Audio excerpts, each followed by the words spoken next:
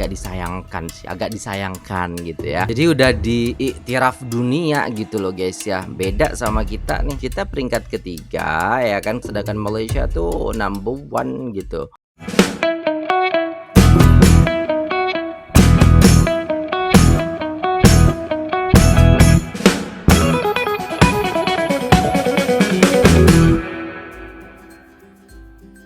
Assalamualaikum warahmatullahi wabarakatuh. Jumpa lagi dengan saya guys, Cak Mujib. Gimana nih kabar teman-teman semua? Semoga sehat selalu dalam lindungan Allah Subhanahu wa taala, dijauhkan dari segala mara bahaya, malapetaka, bencana dan balak serta berbagai macam penyakit. Amin ya rabbal alamin. Oke guys, kali ini kita akan reaksi sebuah video yang baru-baru ini dikirim oleh teman-teman sekalian ya. Nah, di sini guys, netizen Indonesia iri katanya. Aduh, kok bisa ini ya guys ya? Kenapa gitu? Kenapa orang Indonesia bisa iri kepada Malaysia? Gara-gara apa? Jom kita simak videonya. Let's go. Rakyat Indonesia hairan persoal F1 lebih pilih Lita Sepang. Kenapa gak main di Mandalika? Oh, bisa guys. Jadi rakyat Indonesia heran nih. F1 lebih pilih Lita Sepang. Kenapa nggak Mandalika? Ya ini nih. Nanti teman-teman tahu sendiri lah.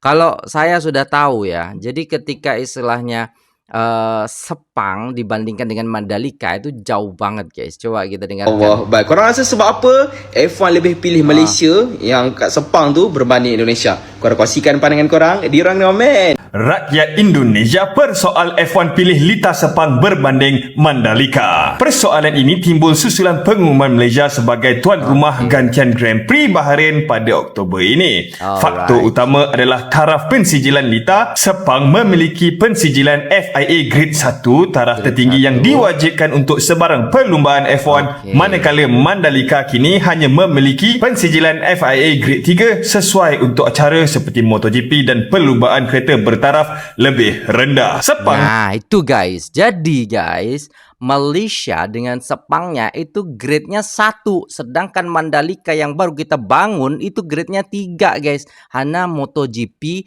dan juga mobil ataupun kereta rendah gitu loh guys kualitasnya. Jadi tidak bertaraf F1 gitu. Itu guys.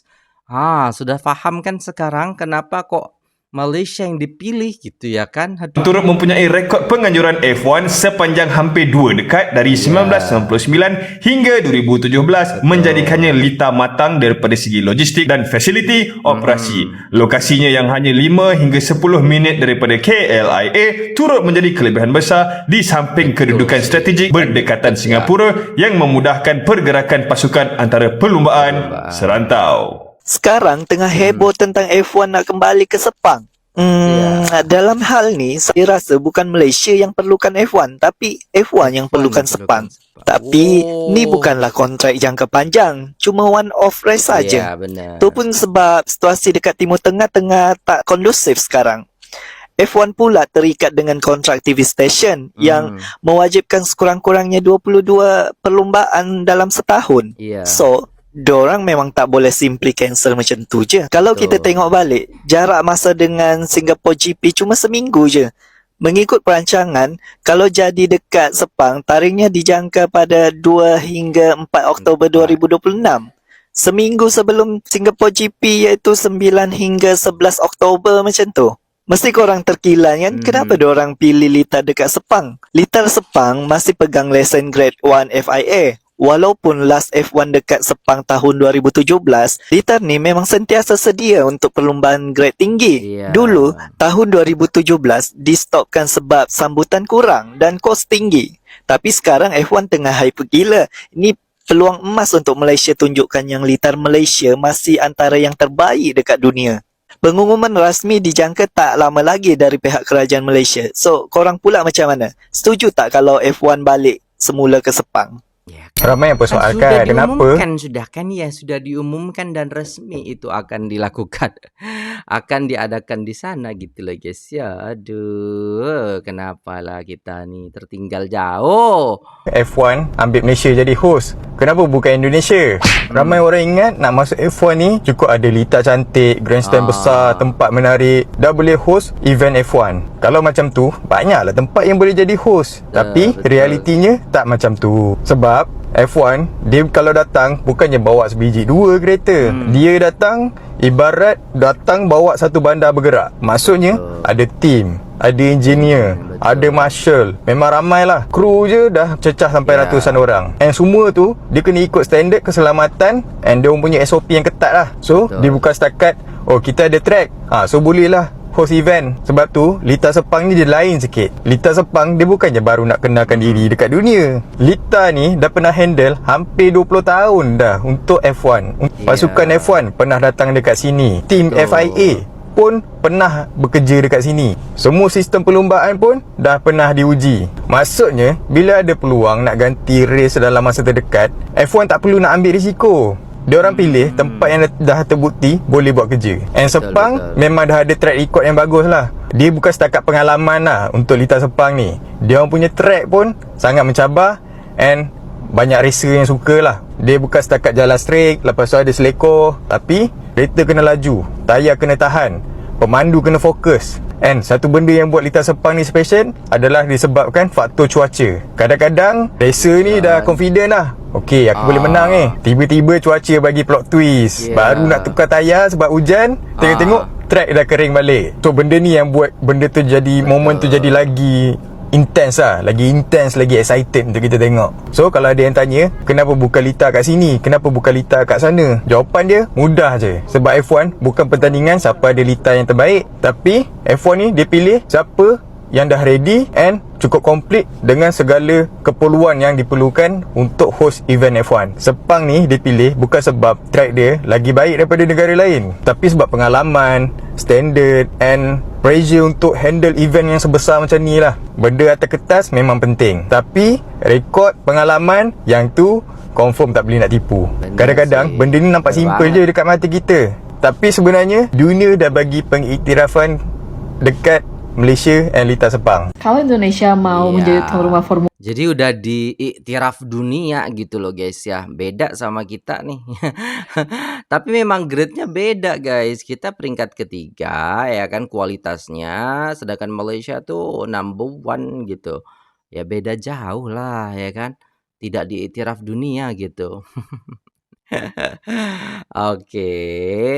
Jadi ya kita harus terima lah ya kan. Nggak usah ini itulah ya kan. Kita terima aja gitu. Formula One yang disiapkan itu bukan cuma sirkuitnya aja, tapi ada 3 aspek lain yang harus terpenuhi. Yang pertama dari segi infrastruktur. Jadi kemarin pas MotoGP itu, at least ada 3 pesawat kargo yang harus mampir di Bandara Lombok, dan hal ini membuat Bandara Lombok itu jadi hampir penuh. Nah, mungkin dari ukuran Bandara Lombok yang kurang besar, jadi pesawat itu harus bergilir untuk bisa pakai runway dan mendarat di Bandara Lombok. Ini baru MotoGP yang cuma pakai 3 pesawat kargo, belum lagi jet pribadi pembalap. Bisa kebayang nanti Formula One pasti pesawat kargonya lebih banyak kan guys. Dan apakah infrastruktur Bandara Lombok dapat menampung traffic tersebut? Yang kedua dari segi akomodasi. Baik itu orang Indonesia atau fans dari luar negeri, itu pasti mereka semua butuh penginapan kan. Kalau kalian takut F1 di Indonesia itu bakal sepi penonton, justru dengan adanya F1 di Indonesia itu akan mendatangkan turis dari mancanegara nonton ke Indonesia guys. Masalahnya jumlah kamar hotel di Mandalika ini masih terbatas. Jadi kita para fans nih, selain kita nge-war untuk tiket F1, nah kita juga harus nge-war untuk kamar hotel ya guys. Sebenarnya bisa sih kita nginep di homestay gitu di rumah warga, atau kita cari hotel yang agak jauhan. Cuma ini kayak kurang praktis kan. Kita harus butuh transportasi lagi untuk sampai ke sirkuitnya. Dan yang ketiga, ini adalah aspek keselamatan. Jadi guys, jalur evakuasi di sirkuit Mandalika itu lebarnya tidak cukup untuk lebar mobil Formula One. Mungkin karena dari awal ini didesain khusus untuk MotoGP. Iya, karena memang grade-nya kan grade-nya itu di bawah gitu, hanya untuk mungkin mobil balap biasa, sama istilahnya untuk apa namanya MotoGP gitu. Kalau untuk Formula One kayaknya belum sih. Kan jadi lebih mengikuti standar FIM. Tapi kayak sayang gitu nggak sih guys? Kenapa pas dibangun nggak sekalian aja gitu standarnya FIM-nya terpenuhi, standar. Nah, iya Mbak, saya juga gitu tadi mikirnya. Kan kita baru dibangun, tapi kenapa kok istilahnya nggak langsung totalitas gitu? Kok masih ya setengah-setengah gitu ya? FIA juga terpenuhi supaya nggak terlalu banyak yang direnovasi gitu. Bener. Harusnya ya, kalau kurangnya itu dari sirkuitnya aja, itu akan lebih gampang bagi pengelola sirkuit untuk merenovasi apa yang Iya. kurang, tinggal ditambahin aja sesuai dengan standar FIA. Tapi kalau kurangnya dari akomodasi atau dari infrastruktur, pasti banyak pihak yang harus terlibat di Bener, sini, bener kayak banget. developer, pemerintah daerah, pemerintah pusat. Apalagi ini pasti butuh komitmen yang besar kan dari pemerintah untuk memajukan motorsport di Indonesia. So guys, kira-kira gimana pendapat kalian mengenai sirkuit Mandalika ini yang sangat indah, tapi sayangnya nggak bisa menggelar Formula One? Apakah kalian kecewa atau kayaknya udah biasa aja? Apakah ada F1 di Indonesia atau enggak? Aku tetap nonton di luar negeri. Kira-kira gimana Jadi- pendapat kalian? Ya, kalau istilahnya menurut saya sih guys ya agak disayangkan gitu ya. Kok bisa gitu ya kan? Tapi memang ya itu standar mereka gitu kan ketika membangun itu gitu. Ya mau istilahnya mau ke F1 atau hanya MotoGP ya sebenarnya memang keperluannya seperti itu waktu itu gitu kan. Cuman Malaysia bisa gitu. Kenapa kita enggak? Kita yang lebih kaya, kita yang lebih mantul gitu. Mantul dari segi istilahnya dana tuh banyak gitu ya kan. Kenapa Malaysia bisa kita belum gitu? Kenapa gitu? Apakah oh nanti mungkin di IKN ada guys. Santai aja kita guys ya, santai dulu ya. Guys, komen ya di sini. So semua orang tahu baru-baru ni berita tergempar yang mana F1 bakal kembali ke litar Sepang disebabkan ada konflik perang US-Iran masih berlanjutan. Yeah. So terpaksa Bahrain Grand Prix dilakukan dekat litar Sepang. Dan ramai peminat F1 daripada Indonesia yang mempertikaikan kenapa pilih Sepang litar buruk, kenapa tak pilih litar Indonesia Mandalika yang lebih moden. So ini semua duit. Ini semuanya adalah duit. FIA pilih Sepang ada reason dia. Nanti kita ceritakan adakah berbaloi Malaysia ni buat F1 dekat Malaysia kan membazir ke apa kan. Kejap lagi. Yang mana salah satunya adalah disebabkan FIA tahu satu dunia ni suka gila dengan litar Sepang. Litar penghancur strategi. Saya bukan nak puji litar Sepang sebab mentah-mentah lah kita orang Malaysia kan. Tapi saya dah drive dekat banyak litar satu dunia. Dekat Itali, dekat Germany. So waktu nak cari litar pengganti Bahrain ni, lebih kurang ada 5 calon litar lain. Tetapi Malaysia litar Sepang terpilih. So dia bila announce litar Sepang sebagai pengganti Bahrain, tengoklah orang ramai satu dunia punya reaction kan. Viral. Orang memang tunggu-tunggu litar Sepang ni. So FIA punya target objektif tercapai. Kenapa orang suka sangat dengan litar Sepang ni? Macam Singapore, race pada waktu malam kan. Lepas tu Bahrain pula, race 2 alam. Mula waktu petang, ending waktu malam. Tapi litar Sepang, something yang manusia tak boleh kawal. Iaitu cuaca. Sekejap panas, sekejap hujan. Mula waktu panas, ending waktu hujan. Dan ada yang pernah berlaku, separuh litar panas, separuh litar hujan. Yang mana ini boleh menghancurkan strategi kebanyakan tim, iaitu pemilihan tayar. Yang mana kat sinilah tim-tim underdog ni dia boleh fight balik dengan tim-tim yang power, atasan kan. Dan satu lagi daripada segi penonton, dekat litar Sepang ni ada sudut-sudut yang diorang boleh tengok hampir 50% keseluruhan litar tu. So korang duduk satu tempat, korang boleh tengok hampir 50% apa yang terjadi dekat race tu. Ini sesuatu yang sangat mustahil untuk litar lain macam Monaco dengan Silverstone. So daripada segi pembaziran, adakah litar Sepang ni dia akan membazirkan duit orang Malaysia? Actually sebelum ni saya pernah berpodcast dengan Tuan Dr. Mahathir pasal F1 ni kan. F1 ni kenapa Malaysia stopkan pada tahun 2017 adalah disebabkan tak untung. Petronas kena bayar 100 juta ringgit kepada penganjur. Lepas tu tak ada pulangan yang direct. Yang untung adalah sektor pelancongan, hotel-hotel, kedai makan. Tapi kepada Petronas tak ada direct keuntungan. Tetapi tahun ini cerita dia berbeza. Sebab 100 juta ataupun lebih akan ditanggung oleh Bahrain. Sebab nama dia akan jadi Bahrain Grand Prix. Bukan Sepang Malaysia Grand Prix. So kita dah tak payah bayar dah 100 juta tu. Yang kita perlu perbaiki adalah litar kita, jalan raya ataupun infrastruktur kawasan Sepang yang dianggarkan bernilai 16 juta ringgit. Tapi 16 juta ringgit tu akan stay dekat sinilah. Kita bukan bayar kepada sesiapa. Mesti akan ada drama yang akan berlaku dekat Sepang nanti kan. Setelah 9 tahun absent, hujung-hujung daripada segi safety, mesti akan ada berlaku drama gila-gila yang tak ada siapa expect, yang tak ada siapa prepare. Sebab come on, dah 9 tahun dan preparation dalam masa berapa bulan aja kan, dah nak sampai waktu kan. Macam mana? Satu dunia nak tengok, satu dunia teruja, satu dunia tak sabar dengan kembalinya Formula 1 ke litar permata FIA litar Sepang. Nampaknya negara jiran mempertikaikan kenapa F1 ni lebih layak di Sepang Malaysia berbanding di Mandalika Indonesia. Mesti korang nak tahu kan apakah penyebabnya, kenapa tidak Indonesia Mandalika. Okey guys, inilah Alah, penyebabnya Pakcik. guys. Sekejap ya. Tengok ni. Begini Beginilah aksi pawang hujan Mestilah itu lagi yang dibawa. Berhasil hentikan hujan di sirkuit Mandalika. Hai. Ada aja. Saya hentikan hujan di ke Mandalika. Diorang guna bomo guys. Masalah semua terkejut tengok guys. Ada guna bomo. Hentikan hujan. Sakit banget. Payahlah Pakcik. Alright guys, udah selesai videonya. Gila sih guys, di ending kita di ulti gitu kan, ketika istilahnya ya itu menjadi tantangan sebenarnya. Cuman ya gitu lagi. Kenapa sih pertikai? Kenapa sih kita iri? Karena memang ya itu tadi guys, kita tuh tidak totalitas dalam membangun sebuah project gitu ya. Jadi ketika kita istilahnya punya project ya otomatis harus totalitas lah, harus dipikirkan nih masa depannya gimana gitu kan. Jadi memang semuanya itu harus dipikirkan sebenarnya. Cuman ya itu tadi guys, ketika kita istilahnya tidak totalitas dalam hal itu, maka ya begitu, cuman gitu-gitu aja gitu. Jadi jangan sampai istilahnya kita tuh punya project tapi projectnya tuh setengah-setengah gitu. Negara jiran aja bisa, kita kok enggak gitu loh guys. Ya please lah.